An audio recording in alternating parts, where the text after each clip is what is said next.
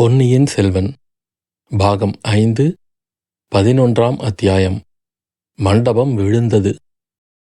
மின்னல் வெளிச்சத்தில் அங்கே நின்று பேசியவர்கள் இருவருடைய தோற்றங்களையும் பழுவேட்டரையர் ஒரு கணம் பார்த்து தெரிந்து கொண்டார். அவர்களில் ஒருவனாகிய ரவிதாசனை 2 தடவை அவர் தமது அரண்மனையிலேயே பார்த்ததுண்டு. அவன் மந்திர வித்தைகளில் தேர்ந்தவன் என்று நந்தினி கூறியதுண்டு. அவருடைய சகோதரன் காலாந்தக கண்டன் இந்த மந்திரவாதியை பற்றியேதான் சந்தேகப்பட்டு அவரை எச்சரித்திருக்கிறான். இன்னொருவன் கடம்பூர் அரண்மனையில் வேலநாட்டம் ஆடிய தேவராளன். அவனை தாம் பார்த்தது அதுதானா முதல் தடவை? அவனுடைய உண்மை பெயர் என்ன? அப்படியும் ஒருவேளை இருக்க முடியும். நெடுங்காலத்துக்கு முன்பு அவரால் அரசாங்க உத்தியோகத்திலிருந்து விலக்கப்பட்ட பரமேஸ்வரனா அவன்? இருக்கட்டும், இவர்கள் மேலும் என்ன பேசுகிறார்கள் கேட்கலாம். ரவிதாசா, நீ இப்படித்தான் வெகு காலமாக சொல்லிக் கொண்டிருக்கிறாய். நாள் நெருங்கிவிட்டது, யமன் நெருங்கிவிட்டான் என்றெல்லாம் பிதற்றுகிறாய். யமன் வந்து யார் யாரையோ கொண்டு போகிறான். ஆனால் 3 வருஷங்களாக படுத்த படுக்கையாய் கிடக்கும் சுந்தர சோழனை கொண்டு போவதாக இல்லை. அவனுடைய குமாரர்களையோ யமன் நெருங்குவதற்கே அஞ்சுகிறான். ஈழ நாட்டில் நாம் 2 பேரும் எத்தனையோ முயன்று பார்த்தோமே. அதனால் குற்றமில்லை அப்பனே. யமதர்மராஜன் உன்னையும் என்னையும் விட புத்திசாலி. 3 பேரையும் ஒரே தினத்தில் கொண்டு போவதற்காகவே இத்தனை காலமும் காத்து கொண்டிருந்தான்.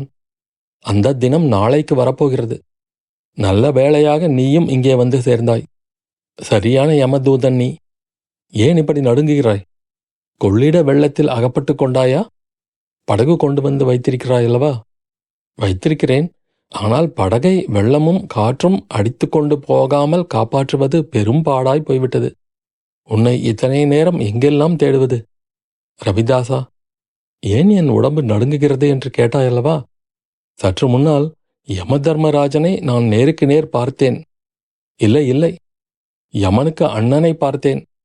அதனால் சற்று உண்மையிலேயே பயந்து போய்விட்டேன். பரமேஸ்வரா, என்ன உளறுகிறாய்? யமனாவது அவன் அண்ணனாவது அவர்களைக் கண்டு உனக்கு என்ன பயம்? அவர்கள் அல்லவோ உன்னை கண்டு அஞ்ச வேண்டும். ரவிதாசன் மற்றவனை பரமேஸ்வரன் என்று அழைத்ததும் பழுவேட்டரையர் துணுக்குற்றார். தாம் சந்தேகப்பட்டது உண்மையாயிற்று. யமதர்மனுடைய அண்ணன் என்று அவன் குறிப்பிட்டது தம்மைத்தான் என்பதையும் அறிந்து கொண்டார். அவனை உடனே நெருங்கிச் சென்று கழுத்தை பிடித்து நெரித்து கொள்ள வேண்டுமென்று அவர் உள்ளமும் கைகளும் துடித்தன. மேலும் அவர்களுடைய பேச்சை கேட்க வேண்டும் என்ற ஆவலினால் பொறுமையாக இருந்தார். நந்தினியை பற்றி அவர்கள் இன்னும் பேச்சு எடுக்கவில்லை. சுந்தர சோழரின் குடும்பத்துக்கே நாளை யமன் வரப்போகிறான் என்று மந்திரவாதி கூறியதன் கருத்து என்ன? உண்மையிலேயே ஜோதிடம் பார்த்து சொல்கிறானா? இவனுடைய மந்திர சக்தியை பற்றி நந்தினி கூறியதெல்லாம் உண்மைதானோ? ஒருவேளை இவன் கூறுகிறபடி தெய்வாதீனமாக நடந்துவிட்டால் தம்முடைய நோக்கம் நிறைவேறுவது எளிதாக போய்விடும். சோழ சாம்ராஜ்யத்தை பங்கீடு செய்ய வேண்டிய அவசியம் ஏற்படாது. ஆனால் இந்த பரமேஸ்வரன், இவனுக்கு என்ன இந்த விஷயத்தில் கவலை? ஆமாம், 20 வருஷங்களுக்கு முன்னால் சோழ குலத்தையே அழித்துவிடப் போகிறேன் என்று சபதம் செய்துவிட்டு போனவன் அல்லவா இவன்? ஆஹா, தம்மை பற்றித்தான் அவன் ஏதோ பேசுகிறான். என்ன சொல்லுகிறான் என்று கேட்கலாம். நீ என்னிடம் சொல்லியிருந்தபடி இன்று காலையிலேயே இங்கு நான் வந்தேன். ஆனால் உன்னை காணவில்லை. காற்றிலும் மழையிலும் அடிபட்டு எங்கேயாவது சமீபத்தில் ஒதுங்கியிருக்கிறாயா என்று சுற்றுப்புறமெல்லாம் தேடி அலைந்தேன். கொள்ளிடத்து உடைப்புக்கு அருகில் ஒரு சிறிய கோவில் இருக்கிறது. அதில் யாரோ படுத்திருப்பதைப் போல தோன்றியது. ஒருவேளை நீதான் அசந்து தூங்குகிறாயோ என்று அருகில் போய் பார்த்தேன். யாரை பார்த்தேன் என்று நினைக்கிறாய்? சாட்சாத் பெரிய பழுவேட்டரையனைத்தான். மந்திரவாதி ஹஹஹா என்று உரத்துச் சிரித்தான். அதைக் கேட்ட வனத்தில் வாழும் பறவைகள் கிரீச் கிரீச் என்று சத்தமிட்டன. ஊமை கோட்டான்கள் உருமின. பழுவேட்டரையனை பார்த்தாயா அல்லது அவனுடைய பிசாசை பார்த்தாயா என்று ரவிதாசன் கேட்டான். இல்லை, பிசாசு இல்லை. குப்புறப்படுத்திருந்தவனை தொட்டு புரட்டி போட்டு முகத்தை நன்றாக உற்று பார்த்தேன். ரவிதாசா, யமனுக்கு அண்ணன்கள் 2 பேர் இருக்க முடியுமா? பழுவேட்டரையனைப் போலவே அதே முகம், அதே மீசை, அதே காய வடுக்கள், இவற்றுடன் மனிதன் இருக்க முடியுமா? நீ பார்த்தவன் பழுவேட்டரையன்தான், சந்தேகமில்லை. நேற்று மாலை பழுவேட்டரையன் படகில் ஏறி கொள்ளிடத்தை தாண்டி கொண்டிருந்தான். கரை அருகில் வந்தபோது படகு காற்றினால் கவிழ்ந்து விட்டது. அவனுடைய பரிவாரங்களில் தப்பிப் பிழைத்து கரை ஏறியவர்கள் இப்போது கூட கொள்ளிடக் கரையோரமாக பழுவேட்டரையனை தேடிக் கொண்டிருக்கிறார்கள். அவன் வெள்ளத்தில் மூழ்கி செத்துப் போயிருக்கலாம் என்று சந்தேகப்படுகிறார்கள். உடைப்பு வரையில் போய் பார்த்துவிட்டு அவர்கள் திரும்பி வரும்போது பேசியதை நான் கேட்டேன். ஆகையால் நீ பார்த்தவன் பழுவேட்டரையனாகவே இருக்கக்கூடும். ஒருவேளை அவனுடைய பிரேதத்தை பார்த்தாயோ என்னமோ? இல்லை இல்லை, செத்துப் போயிருந்தால் கண் விழிகள் தெரியுமா? நான் புரட்டி பார்த்தவனுடைய கண்கள் நன்றாக மூடியிருந்தன. களைத்து போய் தூங்கிக் கொண்டிருந்தான் போலிருக்கிறது. முட்டாளே, நீ என்ன செய்தாய்? அவனை சும்மா விட்டுவிட்டு வந்தாயா? தலையிலே ஒரு கல்லை தூக்கி போட்டிருக்க கூடாதா? பழுவேட்டரையன் தலையை பற்றி உனக்கு தெரியாது. அவன் தலையிலே கல்லை போட்டால் கல்தான் உடைந்து தூள் தூளாகும். அப்படியானால் கொள்ளிடத்து உடைப்பு வெள்ளத்திலாவது அவனை இழுத்து விட்டு இருக்கலாமே. நான் தான் சொன்னேனே, அவனை கண்டதும் எனக்கு யமனுடைய அண்ணனை கண்டது போல் ஆகிவிட்டது. கடம்பூரில் அவன் முன்னால் வேலநாட்டம் ஆடியபோது கூட என் நெஞ்சு திக் திக் என்று அடித்து கொண்டிருந்தது. என்னை அவன் அடையாளம் கண்டு கொண்டானால் அதை நினைத்து இப்போது ஏன் நடுங்கிறாய்? அவன் உயிரோடு இருக்கும் வரையில் எனக்கு கொஞ்சம் திகிலாய்த்தான் இருக்கும். நீ சொன்னபடி செய்யாமல் போனோமே, அவனை வெள்ளத்தில் புரட்டி தள்ளாமல் வந்துவிட்டோமே என்று கவலையாயிருக்கிறது. ஒரு கவலையும் வேண்டாம். ஒரு விதத்தில் பெரிய பழுவேட்டரையன் உயிரோடு இருப்பதே நல்லது. அப்போதுதான் சுந்தர சோழனும் அவனுடைய பிள்ளைகளும் இறந்து ஒழிந்த பிறகு சோழ நாட்டு சிற்றரசர்கள் இரு பிரிவாய் பிரிந்து நின்று சண்டையிடுவார்கள். பழுவேட்டரையர்களும் சம்புவரையர்களும் ஒரு பக்கத்திலும், கொடும்பாளூர் வேளானும் திருக்கோவலூர் மலையமானும் இன்னொரு பக்கத்திலும் இருந்து சண்டையிடுவார்கள். அது நம்முடைய நோக்கத்துக்கு மிக்க அனுகூலமாயிருக்கும். அவர்கள் தங்களுக்குள் சண்டையிடும்போது நாம் பாண்டிய நாட்டில் இரகசியமாக படை திரட்டி சேர்க்கலாம். ரவிதாசா, அத்தைக்கு மீசை முளைத்தால் சித்தப்பா என்ற கதையாக பேசுகிறாய். சுந்தர சோழனுக்கும் அவனுடைய இரு புதல்வர்களுக்கும் நாளைக்கு இறுதி நேர்ந்தால் அல்லவா நீ சொன்னபடி சோழ நாட்டு தலைவர்கள் சண்டை போட்டுக் கொள்வார்கள். 3 பேருக்கும் நாளைக்கே முடிவு வரும் என்பது என்ன நிச்சயம்? உனக்கு ஒரு செய்தி தெரியுமா? எதை சொல்லுகிறாய்? நாகைப்பட்டினத்தில் அருள்மொழிவர்மன் உயிரோடு இருக்கிறானும். மக்கள் அவனை சூழ்ந்து கொண்டு அவனே சோழ நாட்டின் சக்கரவர்த்தி ஆக வேண்டும் என்று ஆர்ப்பரிக்கிறார்களாம். நீ கேள்விப்பட்டாயா? ரவிதாசன் மறுபடியும் சிரித்துவிட்டு, நான் கேள்விப்படவில்லை, எனக்கே இது தெரியும். அருள்மொழிவர்மனை புத்த விகாரத்திலிருந்து வெளிப்படுத்தியது யார் என்று நினைக்கிறாய்? நம் ரேவதாச கிரமவித்தகனுடைய மகள் ராக்கம்மாள்தான். அவள்தான் படகோட்டி முருகையனுடைய மனைவி. அதனால் என்ன? அருள்மொழிவர்மன் வெளிப்பட்டதனால் என்ன லாபம்? அவனை இனி எப்போதும் லட்சக்கணக்கான ஜனங்கள் அல்லவா சூழ்ந்து கொண்டிருப்பார்கள். ஈழ நாட்டில் அவன் 2-3 பேருடன் இருந்தபோதே நம்முடைய முயற்சி பலிக்கவில்லையே என்றான் தேவராளன். அதுவும் நல்லதுதான் என்று சொன்னேனே. 3 பேருக்கும் ஒரே நாளில் யமன் வருவதற்கு இருக்கும்போது. ரவிதாசா, 1,00,000 பேருக்கு மத்தியில் உள்ள இளவரசனிடம் யமன் எப்படி நெருங்குவான்? அதை நீ சொல்லவில்லையே. நெருங்குவான், அப்பனே நெருங்குவான். யானைப்பாகனுடைய அங்குசத்தின் நுனியில் யமன் உட்கார்ந்திருப்பான். சரியான சமயத்தில் இளவரசனுடைய உயிரை வாங்குவான். பரமேஸ்வரா, சோழ நாட்டு மக்கள் இளவரசனை யானை மீது ஏற்றி வைத்து ஊர்வலம் மேட்டுக்கொண்டு தஞ்சையை நோக்கி வருவார்கள். அந்த யானையை ஓட்டும் பாகனுக்கு வழியில் ஏதாவது ஆபத்து வந்துவிடும். அவனுடைய இடத்தில் நம் ரேவதாச கிரமவித்தன் யானை பாகனாக அமர்வான். அப்புறம் என்ன நடக்கும் என்பதை நீயே ஒருவாறு ஊகித்துக்கொள். ரவிதாசா, உன் புத்தி கூர்மைக்கு இணையில்லை என்பதை ஒத்துக்கொள்கிறேன்.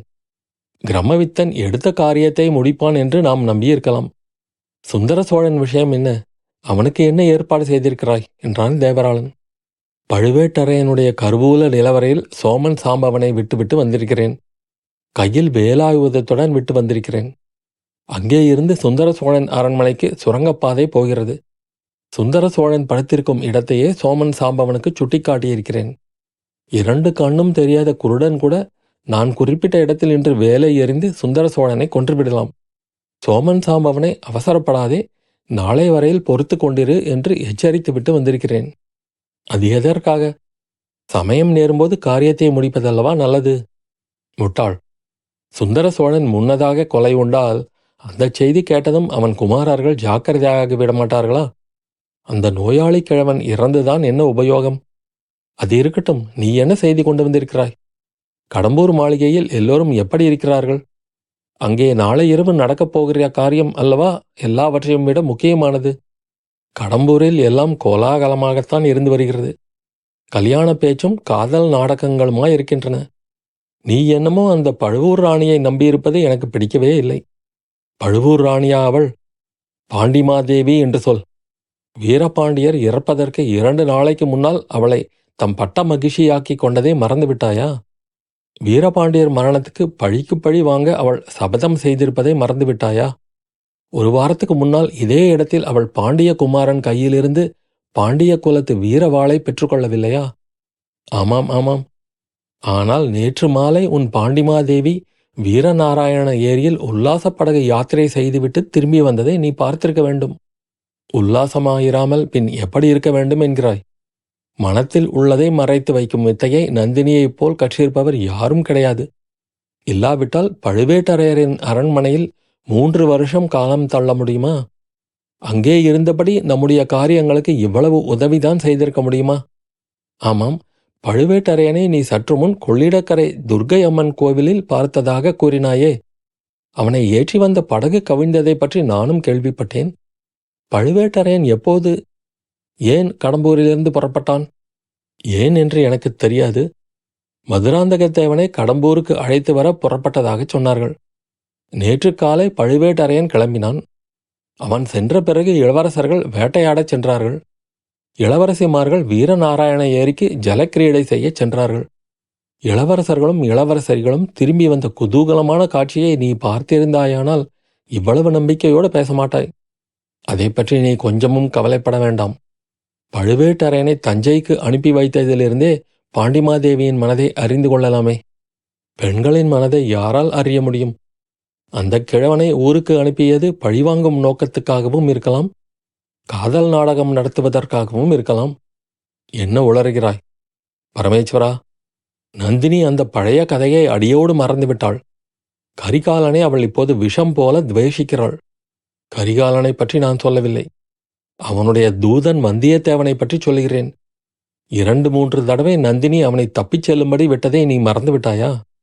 மந்திரவாதி கலகலவென்று சிரித்துவிட்டு, ஆமாம், வந்தியத்தேவன் எதற்காக பிழைத்திருக்கிறான் என்பது சீக்கிரத்திலேயே தெரியும். அது தெரியும்போது நீ மட்டும்தான் ஆச்சரியப்படுவாய் என்று எண்ணாதே. இன்னும் ரொம்ப பேர் ஆச்சரியப்படுவார்கள். முக்கியமாக சுந்தர சோழரின் செல்வக்குமாரி குந்தவை ஆச்சரியப்படுவாள். அவள் எந்த சுகுமார வாலிபனுக்கு தன் உள்ளத்தை பறிகொடுத்திருக்கிறாளோ அவனே அவளுடைய தமையன் ஆதித்த கரிகாலனை கொன்றவன் என்று அறிந்தால். என்ன சொல்கிறாய் ரவிதாசா? உண்மையாகவே வந்தியத்தேவனா கரிகாலனை கொல்லப் போகிறான்? அவன் நம்மோடு சேர்ந்து விட்டானா என்ன? அதெல்லாம் இப்போது கேட்காதே. கரிகாலனை கொல்லும் கை யாருடைய கையாக இருந்தால் என்ன? பாண்டிய குலத்து மீன் சின்னம் பொறித்த வீரவாள் அவனை கொல்லப் போகிறது. அவனை கொன்ற பழி வந்தியத்தேவன் தலை மீது விழப்போகிறது. நம்முடைய ராணியின் சாமர்த்தியத்தை பற்றி இப்போது என்ன சொல்கிறாய்? நீ சொன்னபடி எல்லாம் நடக்கட்டும், பிற்பாடு கேள், சொல்லுகிறேன். வேறு எது நடந்தாலும் நடக்காவிட்டாலும் கரிகாலனுடைய ஆவி நாளை இரவுக்குள் பிரிவது நிச்சயம். நந்தினி ஏற்றுக்கொண்ட பொறுப்பை நிறைவேற்றியே தீர்வாள். நம்முடைய பொறுப்பையும் நாம் நிறைவேற்ற வேண்டும். நம்முடைய பொறுப்பு என்ன? நாளை இரவு கடம்பூர் மாளிகையிலிருந்து வெளியேறும் சுரங்கப்பாதையில் ஆயத்தமாக காத்திருக்க வேண்டும். காரியம் முடிந்ததும் நந்தினி அதன் வழியாக வருவாள். அவளை அழைத்து கொண்டு இரவுக்கிரவே கொல்லிமலையை அடைந்து விட வேண்டும். அங்கே இருந்து கொண்டு சோழ நாட்டில் நடைபெறும் அல்லோல கல்லோலத்தை பார்த்து கொண்டிருப்போம். ஒருவேளை சௌகரியப்பட்டால் என்ன? பழுவேட்டரையனின் கருவூல நிலவரையில் சேர்த்து வைத்திருக்கும் பொருள்களையெல்லாம் சுரங்கப்பாதை வழியாக கொண்டு போய் சேர்க்க வேண்டும். சோழ நாட்டு பொக்கிஷத்திலிருந்து கொண்டு போன பொருள்களைக் கொண்டே சோழ நாட்டின் மீது போர் தொடுக்க படை திரட்டுவது எவ்வளவு பொருத்தமாயிருக்கும். இவ்விதம் கூறிவிட்டு மறுபடியும் ரவிதாசன் சிரித்தான். தேவராளனாக நடித்த பரமேஸ்வரன், சரி சரி, ஆகாச கோட்டையை ரொம்ப பெரிதாக கட்டிவிடாதே. முதலில் கொள்ளிடத்தை தாண்டி அக்கறையை அடைந்து கடம்பூர் போய் சேரலாம். கடம்பூரில் நீ சொன்னபடி எல்லாம் நடக்கட்டும். பிறகு பழுவேட்டரையனுடைய பொக்கிஷத்தை கொள்ளையடிப்பது பற்றி யோசிக்கலாம். என்ன சொல்கிறாய்? இப்போதே கிளம்பலாமா? இரவே கொள்ளிடத்தை தாண்டி விடுவோமா என்றான். வேண்டாம் வேண்டாம், பொழுது விடிந்ததும் படகில் ஏறினால் போதும். அதற்குள் காற்றும் நன்றாக அடங்கிவிடும். ஆற்று வெள்ளமும் கொஞ்சம் குறைந்துவிடும். அப்படியானால் இன்றிரவு இந்த பள்ளிப்படை மண்டபத்திலேயே படுத்திருக்கலாமா? ரவிதாசன் சற்று யோசித்தான். அப்போது சற்று தூரத்தில் நரிகள் ஊளையிடும் சத்தம் கேட்டது. ரவிதாசனுடைய உடல் நடுங்கிற்று. ரவிதாசா, கேவலம் நரிகளின் குரலை கேட்டு ஏன் இப்படி நடுங்குகிறாய் என்றான் தேவராளன். அப்பனே, கோடிக்கரை புதை சேற்றில் கழுத்து வரையில் நீ புதைப்பட்டிருந்து சுற்றிலும் 100 நரிகள் நின்று உன்னை தின்பதற்காக காத்திருக்கும் பயங்கரத்தை நீ அனுபவித்திருந்தால் இப்படி சொல்ல மாட்டாய். சிங்கத்தின் கர்ஜனையையும் மதயானையின் ஓலத்தையும் கேட்டு எனக்கு பயம் உண்டாவதில்லை. நரியின் ஊளையை கேட்டால் குலை நடுங்குகிறது. வா வா, இந்த சுடுகாட்டில் தங்க வேண்டாம். வேறு எங்கேயாவது கிராமத்துக்கு பக்கமாயுள்ள கோவில் அல்லது சத்திரத்தில் தங்குவோம். இல்லாவிட்டால் கொள்ளிடக்கரையில் உள்ள துர்க்கை கோவிலை பற்றி சொன்னாயே, அங்கே போவோம். இன்னமும் அந்த கிழவன் அங்கே படுத்திருந்தால் வெள்ளத்தில் அவனை இழுத்து விட்டு விடலாம். அதுவே அவனுக்கு நாம் செய்யும் பேர் உதவியாயிருக்கும். நாளைக்கு மறுநாள் வரையில் அவன் உயிரோடு இருந்தால் ரொம்பவும் மனத்துயரத்துக்கு ஆளாக நேரிடும். மேற்கூறிய சம்பாஷணையை ஏறக்குறைய ஒன்றும் விடாமல் பெரிய பழுவேட்டரையர் கேட்டுக்கொண்டிருந்தார். அவர்கள் பேசிய ஒவ்வொரு வார்த்தையும் அவருடைய செவிகளில் ஈயத்தை காய்ச்சி ஊற்றுவது போல் இருந்தது. அவருடைய நெஞ்சு ஒரு பெரிய எரிமலையின் கர்ப்பத்தை போல் தீக்குழம்பாகி கொதித்தது. தாம் காதலித்து கல்யாணம் செய்து கொண்ட பெண் வீரபாண்டியன் மரணத்துக்காக சோழ குலத்தின் மீது பழி வாங்க வந்தவள் என்பதும் 3 வருஷங்களாக அவள் தம்மை ஏமாற்றி வருகிறாள் என்பதும் சொல்ல முடியாத வேதனையும் அவமானத்தையும் அவருக்கு உண்டாக்கின. 6 தலைமுறையாக சோழர் குலத்துக்கும் பழுவூர் வம்சத்துக்கும் நிலை பெற்று வளர்ந்து வரும் உறவுகளை அச்சமயம் பழுவேட்டரையர் நினைத்து கொண்டார். பார்க்க போனால் சுந்தர சோழனும் அவனுடைய மக்களும் யார்? சுந்தர சோழனுடைய பாட்டி பழுவூர் வம்சத்தைச் சேர்ந்தவள் அல்லவா? சுந்தர சோழனுடைய மக்கள் மீது தமக்கு ஏற்பட்ட கோபமெல்லாம் சமீப காலத்தது அல்லவா? ஆதித்த கரிகாலன் ஏதோ சிறுபிள்ளைத்தனமாக நடந்து கொண்டான் என்பதற்காகவும் மலையமானை நமக்கு பிடிக்கவில்லை என்பதற்காகவும் எவ்வளவு பயங்கரமான சதிச் செயல்களுக்கு இடம் கொடுத்து விட்டோம்.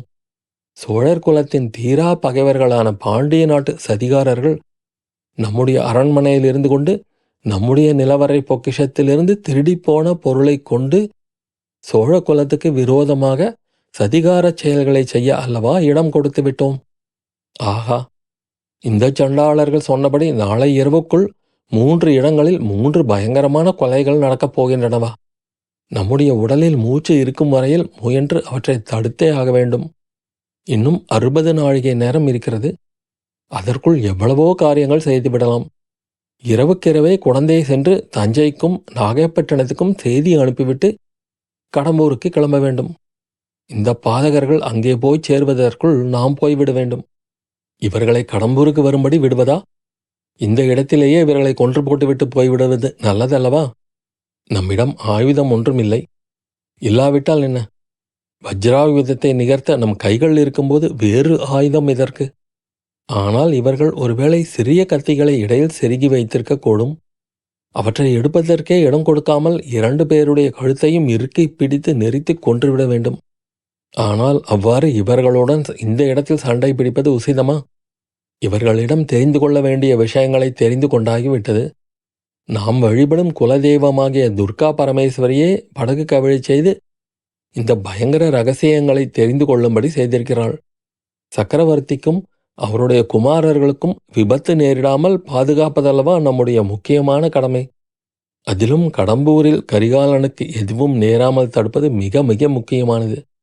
அப்படி ஏதாவது நேர்ந்துவிட்டால் நமக்கும் நமது குலத்துக்கும் அழியாத பழிச்சொல் ஏற்பட்டுவிடும். 6 தலைமுறையாக சோழ குலத்துக்கு பழுவூர் வம்சத்தினர் செய்திருக்கும் உதவிகள் எல்லாம் மறைந்து மண்ணாகிவிடும். பெண் என்று எண்ணி நமது அரண்மனையில் கொண்டு வந்து வைத்திருந்த அரக்கியினால் கரிகாலன் கொல்லப்பட்டால் அதை காட்டிலும் நமக்கு நேரக்கூடிய அவக்கேடு வேறு ஒன்றுமில்லை. ஆஹா, அத்தகைய அழகிய வடிவத்துக்குள்ளே அவ்வளவு பயங்கரமான ஆலகால விஷம் நிறைந்திருக்க முடியுமா? 3 உலகத்தையும் மயக்கக்கூடிய மோகன புன்னகைக்கு பின்னால் இவ்வளவு வஞ்சகம் மறைந்திருக்க முடியுமா? இந்த சண்டாளர்கள் சற்று முன்னால் சொன்னதெல்லாம் உண்மையாக இருக்க முடியுமா? பழுவேட்டரையருடைய உள்ளத்தில் கோபத்தீ கொழுந்துவிட்டு எரியும்படி செய்த அந்த சதிகாரர்களின் வார்த்தைகள் ஒரு விதத்தில் அவருக்கு சிறிது திருப்தியையும் அளித்திருந்தன. நந்தினி சதிகாரியாக இருக்கலாம். தம்மிடம் அன்பு கொண்டதாக நடித்து வஞ்சித்து ஏமாற்றி வந்திருக்கலாம். ஆனால் அவள் கரிகாலன் மீதோ கந்தமாறன் மீதோ அல்லது வந்தியத்தேவன் மீதோ மோகம் கொண்ட காரணத்தினால் தம்மை வஞ்சிக்கவில்லை. அந்த மௌடீகச் சிறுவர்களை அவள் பொருட்படுத்தவில்லை. அவளுடைய அந்தரங்க நோக்கத்துக்கு அவர்களையும் உபயோகப்படுத்துவதற்காகவே அவர்களிடம் சுமூகமாக பேசி பழகி வருகிறாள். இந்த செய்தி பழுவேட்டரையரின் அந்தரங்கத்தின் அந்தரங்கத்துக்குள்ளே அவரையும் அறியாமல் சிறிது திருப்தியை அளித்தது. கரிகாலன் கொல்லப்படாமல் தடுக்க வேண்டியது தம் குலகௌரவத்தை பார்த்து கொள்ளவும், தமக்கு என்றென்றைக்கும் அழியாத அபகீர்த்தி நேராமல் தடுத்து கொள்ளவும் மட்டுமல்ல, நந்தினியை அத்தகைய கோரமான பாவ காரியத்திலிருந்து தப்புவிப்பதற்காகவும்தான். ஒருவேளை அவளுடைய மனத்தையே மாற்றிவிடுதல் கூட சாத்தியமாயிருக்கலாம்.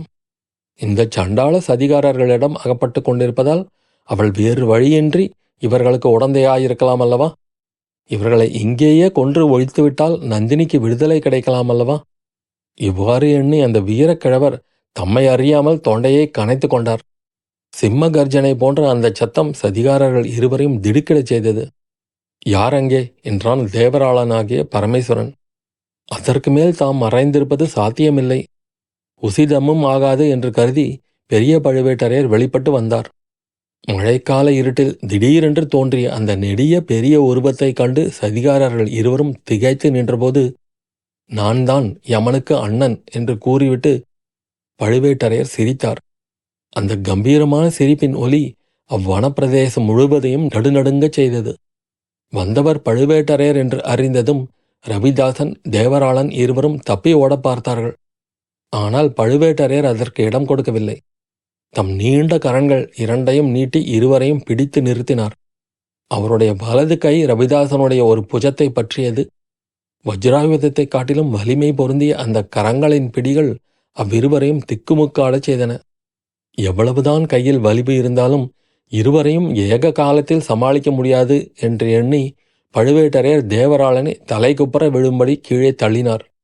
கீழே விழுந்தவன் முதுகில் ஒரு காலை ஊன்றி வைத்துக்கொண்டு ரவிதாசனுடைய கழுத்தை இரண்டு கைகளாலும் நெரிக்கத் தொடங்கினார். ஆனால் தேவராளன் சும்மா இருக்கவில்லை. அவனுடைய இடுப்பில் சொருகியிருந்த கத்தியை சிரமப்பட்டு எடுத்து தன்னை மிதித்து கொண்டிருந்த காலில் குத்த பார்த்தான். பழுவேட்டரையர் அதை அறிந்து கொண்டார். இன்னொரு காலினால் அவனுடைய கை மணிக்கட்டை நோக்கி ஒரு பலமான உதை கொடுத்தார். கத்தி வெகு தூரத்தில் போய் விழுந்தது. தேவராளனுடைய ஒரு கையும் அற்று விழுந்து விட்டது போல் ஜீவனற்றதாயிற்று. ஆனால் அதே சமயத்தில் அவனை மிதித்திருந்த கால் சிறிது நழுவியது. தேவராளன் சட்டென்று நெளிந்து கொடுத்து வெளியே வந்து குதித்து எழுந்தான். உதைப்படாத கையின் முஷ்டியினால் பழுவேட்டரையரை நோக்கி குத்தத் தொடங்கினான். அந்த குத்துக்கள் கருங்கல் பாறை சுவர் மீது விழுவன போல் ஆயின. குத்திய தேவராளனுடைய கைதான் வலித்தது. அதுவும் இன்னொரு கையை போல் ஆகிவிடுமோ என்று தோன்றியது. இதற்கிடையில் ரவிதாசன் தன் கழுத்திலிருந்து பழுவேட்டரையருடைய கரங்களை விலக்க பெருமுயற்சி செய்தான். ஒன்றும் பலிக்கவில்லை. கிழவருடைய இரும்பு பிடி சிறிதும் தளரவில்லை. ரவிதாசனுடைய விழிகள் பிதுங்கத் தொடங்கின. குளறிக்கொண்டே, தேவராளா, சீக்கிரம் சீக்கிரம் கோயில் மேலே ஏறு, மண்டபத்தை கீழே தள்ளு என்றான். தேவராளன் உடனே பாய்ந்து சென்று பள்ளிப்படை கோயிலின் மேல் மண்டபத்தின் மீது ஏறினான். அங்கே மண்டபத்தின் ஒரு பகுதியில் பிளவு ஏற்பட்டு இனி சிறிது நகர்ந்தாலும் கீழே விழக்கூடிய நிலையில் இருந்தது. அதை முன்னமே அவர்கள் கவனித்திருந்தார்கள். ரவிதாசன் அதைத்தான் குறிப்பிடுகிறான் என்று தேவராளன் தெரிந்து கொண்டான். மண்டபத்தின் இடிந்த பகுதியை தன் மிச்சமிருந்த வலிவையெல்லாம் பிரயோகித்து நகர்த்தி தள்ளினான். அது விழும்போது அதனுடன் இருந்த மரம் ஒன்றையும் சேர்த்து தள்ளி கொண்டு விழுந்தது. பழுவேட்டரையர் மேலே இருந்த மண்டபம் நகர்ந்து விழப்போவதை தெரிந்து கொண்டார். ஒரு காயை ரவிதாசனுடைய கழுத்திலிருந்து எடுத்து மேலே இருந்து விழும் மண்டபத்தை தாங்கிக் கொள்ள முயன்றார். ரவிதாசன் அப்போது பெருமுயற்சி செய்து அவருடைய பிடியிலிருந்து தப்பி அப்பால் நகர்ந்தான். மரமும் மண்டபமும் பழுவேட்டரையர் பேரில் விழுந்தன. பழுவேட்டரையர் தரையில் விழுந்து நினைவு இழந்தார். அத்தியாயம் முடிவு.